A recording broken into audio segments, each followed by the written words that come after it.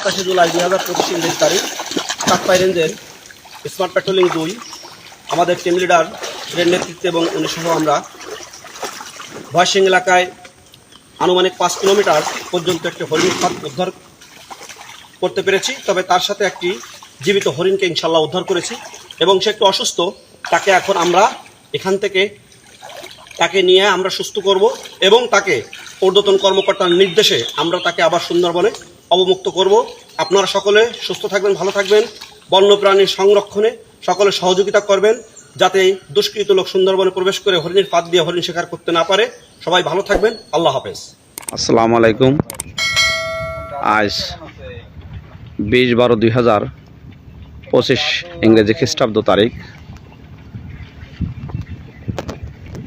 আমরা সুন্দরবনে টহল চলাকালীন সময় আমরা জঙ্গলের পাশে বড় একটি হরিণ ঘাস খাচ্ছে আমরা দেখতে পাচ্ছি এবং পাশে বানর বসে আছে। তো এদের বন্ধুত্বটাই এমন, বানর আর হরিণের একজন আরেকজনকে সহযোগিতা করে। হরিণে গাছের পাতা খাওয়ার জন্য লাগ পায় না বিদায় বানরে গাছের পাতা ভেঙে দেয় আর হরিণে খায়।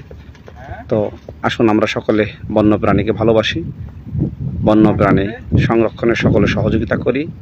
সুন্দরবন ভ্রমণে আসলে এইভাবেই আপনারা বন্যপ্রাণী দেখতে পারবেন। সকলে সুস্থ থাকবেন, ভালো থাকবেন। আল্লাহ।